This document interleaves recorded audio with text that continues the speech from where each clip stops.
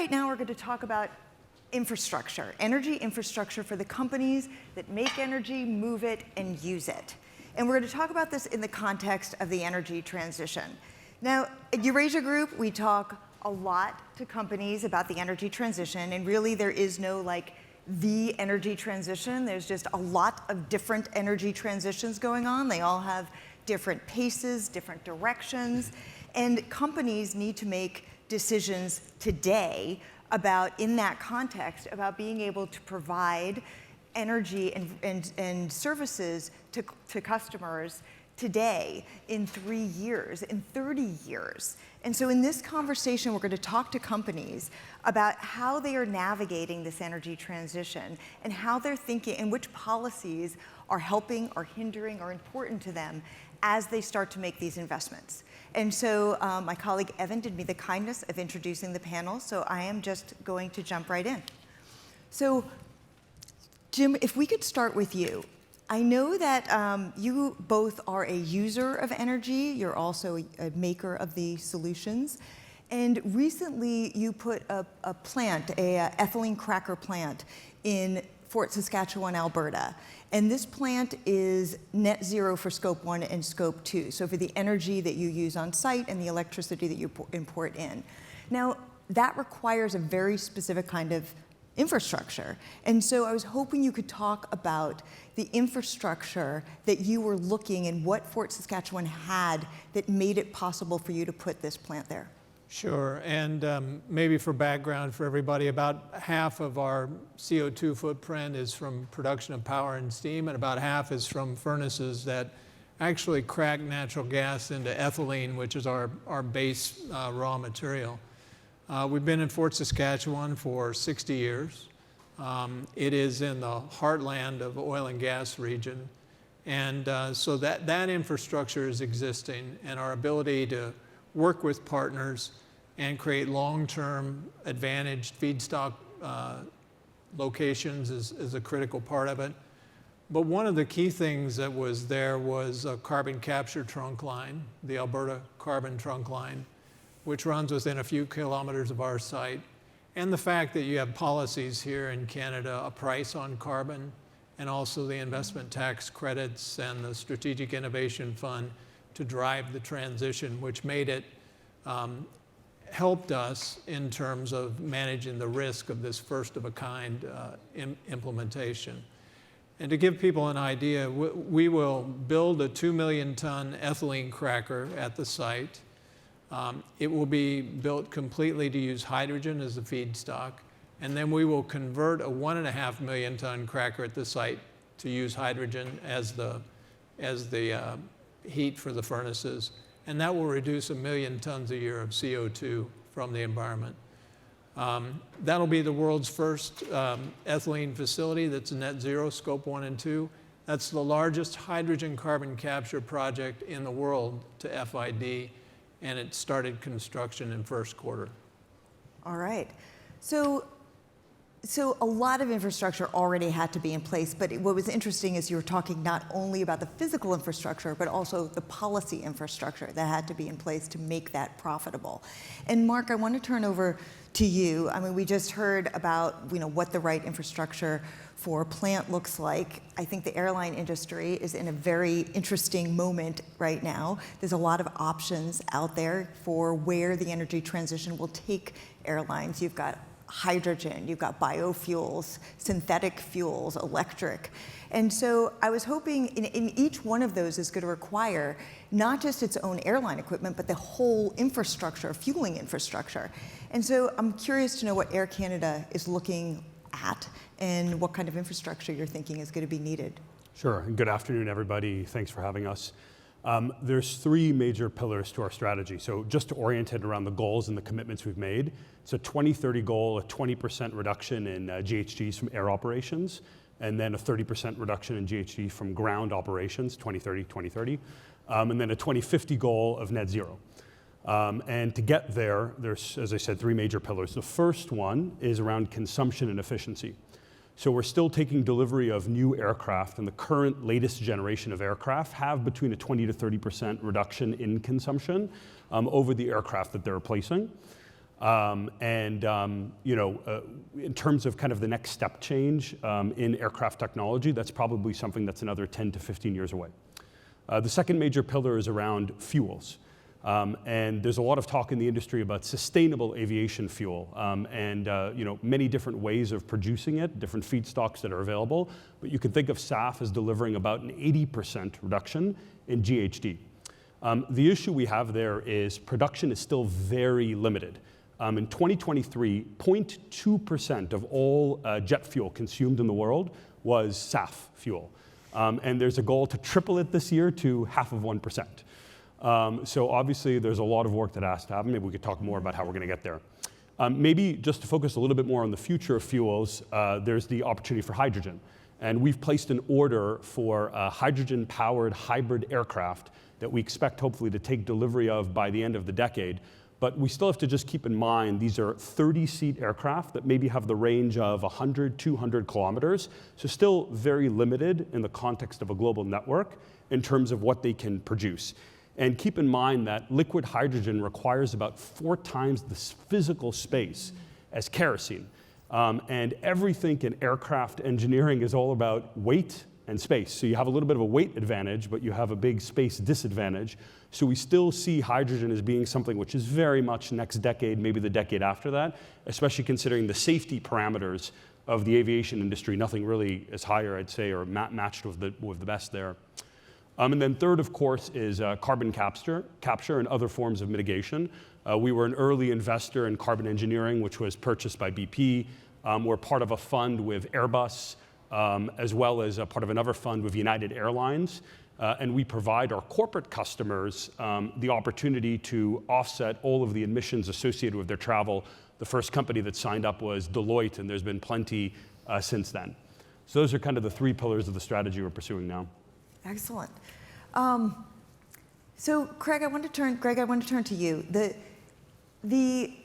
You're in an interesting position right now because you're an infrastructure company in a moment of the energy transition, and you transport fuels, potentially also CO2.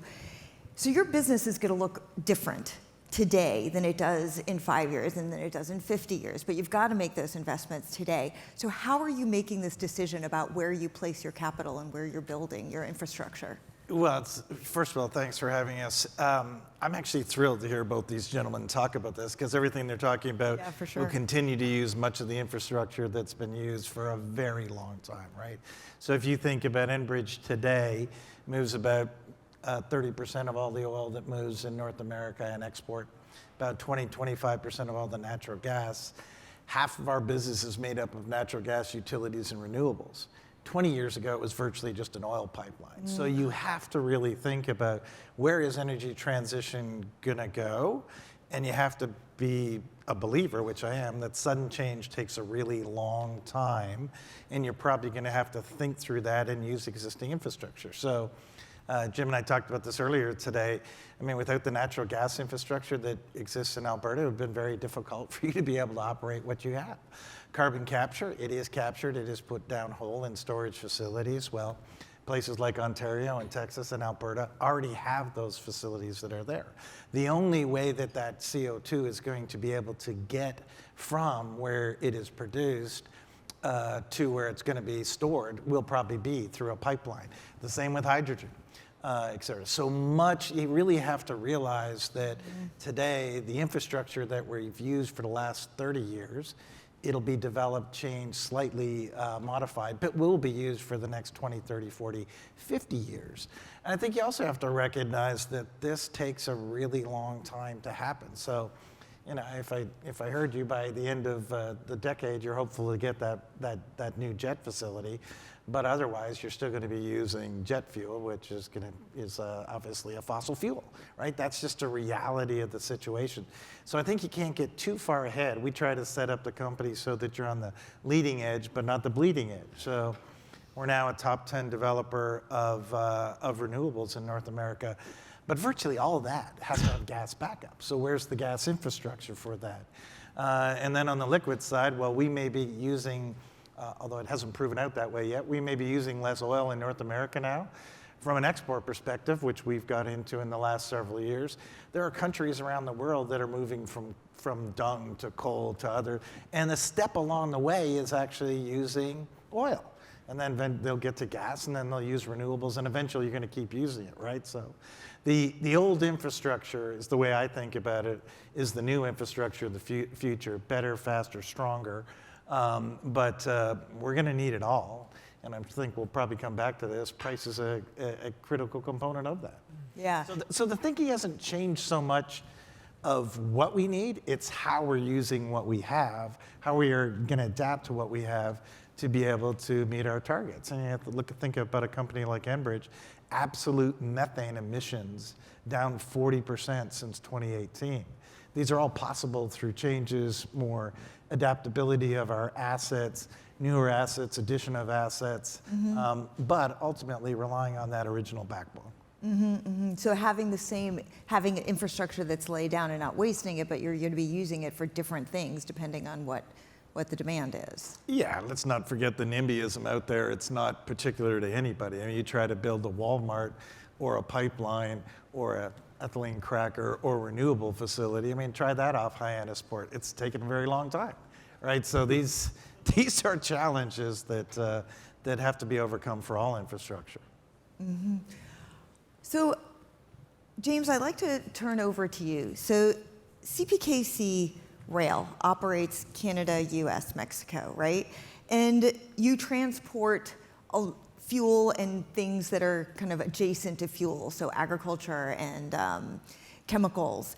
And so as the demand shifts, as the demand for different fuels shift and who's going to be using them shifts, you're going to have to shift kind of how you deliver. And it's not just delivering, it's not just laying down different tracks to different places, but it's also the delivery system to you from the commodity and then also from you to the end user. And I'm wondering, as everything is shifting, how do you think this is going, where are you seeing the shifts, and how do you think this is going to play out with all the additional infrastructure that needs to be set up?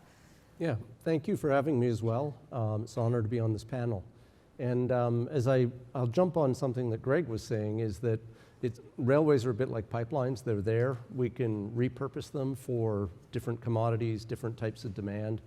I would actually say when you look at the investment we've made in acquiring Kansas City Southern and making the company CPKC, that north-south reorientation of the network is responding to the changes that we are seeing in whether it's industrial production, fuel movement, and other needs in the North American economy. And when I think about the energy transition and those specific products, the rail industry, we've always had to sort of bob and weave with our customers. We work with Dow and others on transportation needs that they have. But if you look back, thermal coal in the American rail system was a huge commodity. And that has been on decline, I would say, since 20 years ago. At one point, Powder River Basin was, booming, and we actually bought a short line that had rights to go in there, and we wrote off that investment because the change, and we wrote it off in 2013, the change in the fundamentals was already evident back then. And then we also had to work with a number of customers, and we developed an ethanol service that we moved into the blending in gasoline and other places. And that's really discussions with where they want to go, where they're going to be blending, and how our network works, what they need in terms of assets to access our network. And we're seeing the same thing today as we move, from coal and from ethanol onto the new renewables. The thing that we're seeing right now, the biggest trend, is in the biodiesel space. And it isn't just theoretical. We're working with all the large ag companies in Western Canada, and there's about 4 large plants that we expect will be built in the next few years. And we've got our team out there working with all of them. We're helping them to design the track layouts and the infrastructure so that we can switch them efficiently, they can load efficiently, and then we can take their products to market. And also in the prairies, we're going to be bringing some of the raw material in as well. So we're going to be, a fundamental piece of that biofuels supply chain. And then from a rail perspective, we're also a user on biofuels. We're testing biofuels in our locomotives right now. We don't see, and I'll talk about hydrogen later, we don't see hydrogen as a 2030 type solution. to hit some of our first step science-based targets, it's going to be the biofuels and the low carbon fuels that are going to allow us to get there, and we're active in working on that. So we will also be taking biodiesel out of some of these plants across North America. So that's interesting. It sounds like, I mean, this whole infrastructure to get the last mile in both directions takes a while. So you have to like plan out 5 years. Like, I think this is where it's going to go, so that you could develop all of the ways to get it to your rail.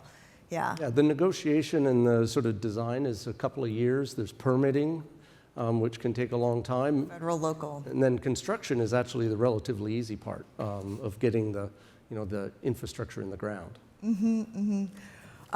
So Greg, I want to pick up on this last mile piece with you, because Enbridge isn't just a B2B, right? You deliver energy to end consumers. Yeah. And so when you're building infrastructure that's going over to the end consumer, there's a cost, and while consumers appreciate the service, they don't always appreciate the bill at the end. And so I'm wondering how, not to get into all the regulatory pricing nitty-gritty piece, but when you're figuring out how you're going to be making decisions about infrastructure over to the end user, you're working with governments. How are you thinking about this process and working with governments? Well, I think it's similar to, as I mentioned before, about having this balanced approach, because to your point, the consumer is the final arbiter on whether they think a policy is working, whether this makes sense. They're the ultimate arbiter on, at least in democratic societies, of how things will be received. So we try to set ourselves up so that we can actually be the lowest cost provider of energy, while still meeting the sustainability goals and the social goals that be involved, which really gets you back to a all of the above type strategy and meeting people where they are. What I mean by that, and this is, a Canada-US summit, you think about the different elements of North America, where people are in the Northeast and their views on energy versus where people might be in Texas or in Alberta or here in Ontario, or just the naturally given natural resources that are there. Those create very different pricing environments. We have a carbon tax here in Canada that exists in some states in the United States, but in most of them, no. All of those things have to be taken into account. And I think our good friends at Brookfield do a great job in energy infrastructure as well. And they often talk about digitization, deglobalization, decarbonization. But there's another D that the consumer is interested in, that is deprice. And it's been really painful in a lot of locations. If you look at Europe, just in the last couple of days, those elections were, there were issues like immigration, but inflation and the cost of energy and energy transition.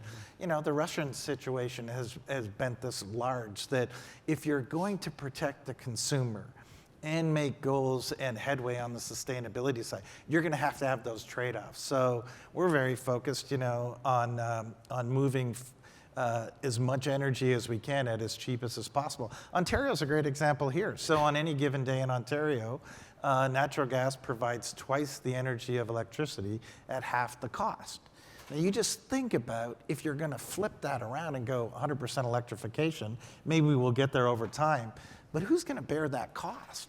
There's only one group that bears that cost, and it's the consumer, which also happens to be the voter. So as we try to think through this issue, it's like, what can we do to keep businesses competitive? What can we make sure that we can provide so the Jim can build an ethylene cracker? What can we do on the policy side? And how can we make sure that we understand the different attitudes right across North America towards this? And it's not going to be the same in all these places. And I'm a little bit concerned that we try to get a one-size-fits-all when we don't have a one-size-fits-all Canada, US, let alone Mexico. Yeah, I mean, you kind of touched upon something, which is that the price sensitivity is going to vary depending upon kind of the perception of the consumer, right? Like in high inflation points, you're going to have a different, but you have to make these decisions at one moment, and consumers could be in a totally different place in another moment. So how do you kind of?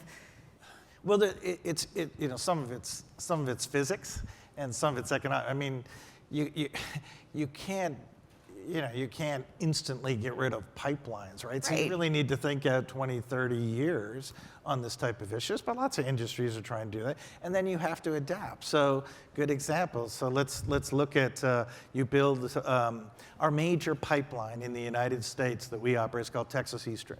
Runs from basically the Gulf of Mexico to the Canadian border in the Northeast. That pipeline was created during World War II as an oil pipeline, right? And because the U-boats were sinking, the ships coming from the Gulf of Mexico and to Europe, the United States government said, no, we need to build, that's an existential threat, we need to build an oil pipeline for a reason that was a pretty important one as we all sit here, right? It then changed to gas. Increasingly now we blend in renewable natural gas, we'll blend in hydrogen. So you have to think and realize that that infrastructure can't be replaced overnight, but how can you adapt it, make it cleaner, faster, and still keep it cheap? And I think that's that little toggle that we've got to work really careful with policymakers, with industry, cross-border, understanding our reliance. And if we get that right, we'll get to the right spot without the consumer being, quite frankly, pissed off at paying too much for energy. And they are. Mm-hmm. And flexibility is important. I mean, Greg made the point about the pipeline adjustment, but Mark was talking about a hydrogen aircraft engine. I mean, a lot of turbines today are used to generate power. We use them for cogeneration up at the site at the fort. Yeah. You may not be able to get a turbine that can burn hydrogen today, but 10 years down the road, you might. So what kind of infrastructure are you going to put in place today if you have to renew your power generation? Are you going to put in a turbine that can be converted to hydrogen when hydrogen's available? Or are you going to put in a boiler that may start using natural gas, but may at some point when there's a hydrogen hub in your area, be able to be switched over to hydrogen? We have to think, because of the capital involved, we have to think about 20, 30, 40-year, long-term, low structural cost, and what's the next most competitive technology that's out there. And if we get that right, and we have some flexibility around the technology, then you've got what you need in place to help a lot of industries to come and develop projects and jobs. Yeah, it's all interwoven, right? What's going to, the energy transition, like what's going to work for Dow is also going to affect what works for Enbridge, which is also going to affect what works for the energy movers. And I just want to pick up, before we move away from this price sensitivity piece, I want to turn over, Mark, to you. You work in an incredibly price-sensitive industry, and I don't want to take too much time on price sensitivity because I actually have another question for you. But do you want to comment a little bit about having to make infrastructure choices in a very price-sensitive industry? Yeah, look, it's very difficult. Airlines are famously a tight margin industry. The best of us are earning about a 10-15% margin, and energy is our largest or second largest cost in the business. At Air Canada, we are willing to pay a premium right now for sustainable aviation fuel because we're trying to get a market moving and give confidence to suppliers, but ultimately it really comes down to, we think, government policy either on regulating the usage of it and or obviously contributing towards production and providing the right companies with enough confidence and incentives to make the massive investments that are required to bring this fuel to scale and then to distribute it. There's a limit here, and in the last budget there was about $500 million that went, Canadian federal budget, there was about $500 million that went forward for alternative fuels, of which SAF is one of them. But it's a good beginning, but a whole lot more needs to be behind it if we're going to be beyond 0.5%. Speaking to, you're kind of getting into government policies, which is what I wanted to actually ask you about. These policies are driving the transition in the aviation industry. And you have one plane, of course, that has to go across many different countries, each of which, we're at Eurasia Group, we're tracking this a lot, and I can see that the countries are having different priorities and different visions for the way that this is going to play out. And I'm wondering, from your point of view, how do you think that infrastructure is going to develop as you have all these different visions from country to country on what SAF is going to look like, or what sustainable aviation will look like. For sure. So maybe I'll start with the good news, which is from a purely technical perspective, the energy industry and the aviation industry and the manufacturers have done a very good job of defining standards and ensuring that these fuels are drop-in capable. So they can be used, they can be combined, et cetera, et cetera. And there's been now dozens and dozens of demonstration flights and many regularly scheduled commercial flights in the world that are fully on SAF or 50% on SAF or whatever. That's the good news. Unfortunately, there's a lot of not so good news yet. In terms of everything from carbon pricing regulation and the way it affects the aviation industry, which is obviously different given sometimes you're flying over jurisdiction, you're landing in, you're taking off from, et cetera. And then different regulations around mandates to buy or mandates to consume. I'd point, one interesting case, the government of Singapore recently created a rule that said all flights leaving Changi, the airport in Singapore, they're starting off of 1% and they are growing at, I think, to 5% by 2030 of sustainable aviation fuel. And what that's doing at least is it's creating the impetus for critical mass of both production and distribution at the airports, and it's equally spread to all operators. So from that market, there's a certain kind of price equilibrium, cost equilibrium that all operators are going to face. And I'd say that's maybe one of the more progressive approaches, but there are several others that create for an unfair competitive environment. It's something we deal with all the time. I mean, I'll just give an example. Think of things like labor practices and costs. So the largest overseas air travel market from Canada, this surprises many people, is now India, larger than the United Kingdom, larger than France. And if you think about all the options to get to India, Air Canada, for example, or Lufthansa or British Airways are competing with an airline like Qatar Airways. And Qatar has slightly different labor and human rights rules as Canada or as Europe has. And that obviously creates a very different cost and competitive dynamic. And we have to compete against that. And that's, for Air Canada, our biggest input cost, labor. So seeing that extended to other things like energy would not be a good thing and would create a lot of disruption, especially for union and higher paid, high skilled jobs in North America. Yeah, so it's kind of a similar thing as you start to look at your entire input cost and the way that you're structuring all of your input. You're competing against companies that you've had to compete against on different playing fields for a while now. I have a similar question, actually, going back over to the infrastructure that you need to set up for a moving piece of infrastructure for a train, right? So, looking over at KPKC trains, I know that you are looking at hydrogen power trains. You had noted this before. Now, because you're moving, you're going to have the hydrogen power delivery systems wherever you go. And this kind of gets to something also that Greg had noted. So how are you seeing this infrastructure developing along your entire train line? Well, that is going to be one of the big challenges around the rail side and the conversion of locomotives. We have started by building a couple of hydrogen locomotives. They're battery fuel cell locomotive. Same traction motors and everything that we use today. We actually have two of them in revenue service in Calgary. And the reason we're starting out west is there is some availability of hydrogen. And importantly, we do see the supply growing in Alberta. We think that's going to be one of the first places where there'll be a reliable set of infrastructure and supply. And so we're going to convert what I'd call the local locomotives that stick around in that region.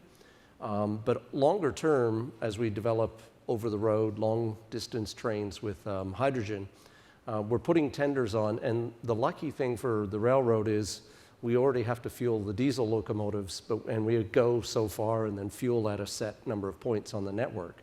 And we believe that because we have a fixed number of points, we can work with suppliers and get access to hydrogen long-term at those locations. We can build the fueling infrastructure.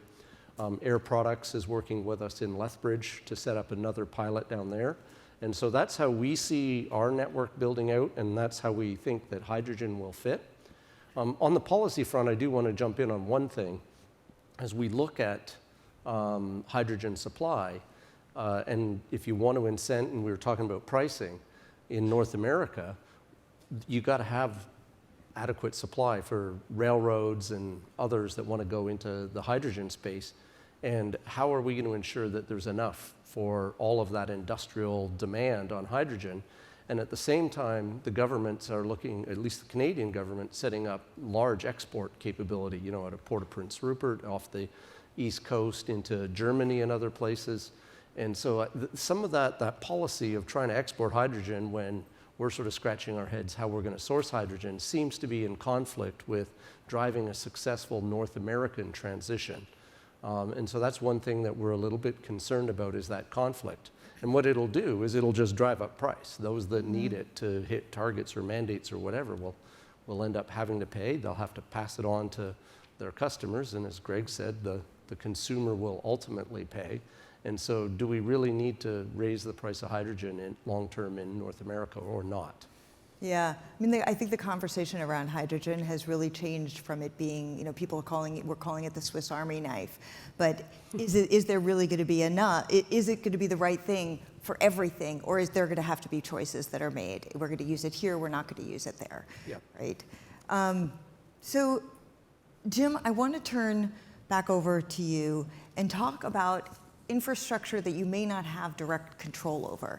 I mean, as Dow has very complicated supply chains, and particularly through access from investors and also from consumers, there's a lot of pressure to figure out, to be able to be net zero or to be able to be sustainable, not just in your own operations, but through your whole supply chain. And I'm wondering how you, with many, many different suppliers, work through your supply chain to ensure sustainability.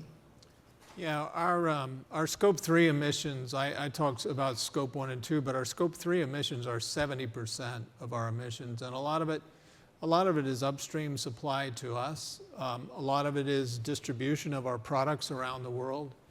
Over the last several years, actually, right through the pandemic, we started a supplier program and went out and interviewed 800 of our suppliers. So that's about 80% of our total supply base. The good news is about 70% of them have targets to reduce carbon emissions. So we have data now on that whole population on what they're doing and what their footprint is. So we have a much clearer picture of what that Scope 3 emission is and how to get after it. And we focused in primarily on purchased inputs like natural gas and natural gas liquids, our transportation and logistics, and our other raw materials that we buy. That makes up 70% of it. And we've got programs to now build that into the commercial supply agreement. So the first phase will be, if you sign a long-term supply agreement, to share the data on what's the carbon associated with the products that you supply us. And the second phase will be, how can we work together to reduce that over time? You know, the regs are not there yet in terms of driving it, but directionally we know that's coming. And so we're trying to build that out. And I would say we're working with our IT team as well to build what I would call a ledger, which is more than just a carbon ledger inside our system, but taking account of the CO2 footprint, water biodiversity. We just announced a new set of water and nature targets, really to look at the watersheds that service us, because water and energy go hand in hand. What's our impact on the watershed? What's happening with the population? How do we work together with that local population to make sure that watershed is sustainable? And we've got goals around nature in terms of working on plastic waste and circularity to make our products first designed to be recycled, and secondly then to create the circular economy so that they do get recycled at end of life. I mean, this is like a whole different kind of infrastructure, because now you're talking about not just like a physical infrastructure, but like a tracking infrastructure, right? We're changing the whole, you're talking about changing the whole ecosystem from a linear ecosystem where people buy, consume, and throw away, to where people buy, consume, recycle, and then we reincorporate that into the raw materials and use it again as much as we can. That requires a lot more of the ecosystem than we deal with today. That requires local municipalities who might deal with waste management and waste treatment, municipality or a province that might deal with the water supply, public-private partnerships to maybe expand that so that everybody's aligned on their goals on what they're going to do with water conservation or having access to water, including farmers who get challenged at the same time that industry gets challenged. Yeah. Climate change is driving part of it. We also have to be realistic and say climate adaptation is going to drive a lot of it, and we have to do both. Yeah, I think that's true.